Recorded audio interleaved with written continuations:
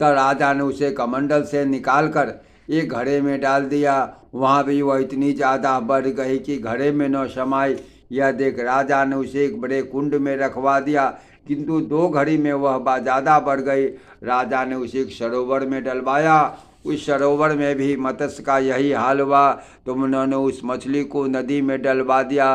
किंतु दूसरे दिन नदी पर जाकर उन्होंने देखा मत्स्य के शरीर से नदी का जल रुकने लगा। यह देखकर उन्होंने उसे नदी से निकालकर समुद्र में डलवा दिया और बोले यह तेरे रहने का उत्तम स्थान है। राजा के वचन सुनकर मत्स्य राज ने कहा, राजन, समुद्र में मुझसे भी बड़ी मछलियां हैं, वे मुझे खा जाएगी। यह सुनते ही राजा सत्यव्रत को ज्ञान उत्पन्न हो गया और विनय करते हुए बोले, हे मत्स्यराज, अब मुझे मालूम हुआ कि विश्व को मोहित करने वाले आप सर्वशक्तिमान अंतर्यामी अविनाशी भगवान हैं। आपको मैं नमस्कार करता हूँ। हे प्रभु, आपकी अवतार लेने के मर्म को मैं नहीं जान पाया। भगवान कृपा करके उस रहस्य को बतलाइए।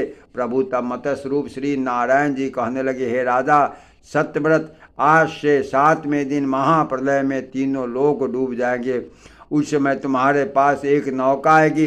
तब तुम सप्त ऋषियों सहित पृथ्वी के समस्त बीजों को अपने साथ लेकर उस पर चढ़ जाना। महाप्रलय के समय सर्वत्र अंधकार छा जाएगा, किंतु सप्त ऋषियों के दिव्य ज्योति से वहाँ प्रकाश रहेगा। उस समय उस मत्स्य रूप में मैं तुम्हारे पास आऊँगा। तब तुम वासुकी नाग की रस्सी बनाकर नौका को मेरे सिंग से बांध देना और उस प्रलय कालीन जल में तुम्हारी नौका को खींचता हुआ विचरण करूँगा। तो तुम्हारे पूछने पर ब्रह्म के ज्ञान का उपदेश करूँगा। जय जय श्री सीताराम।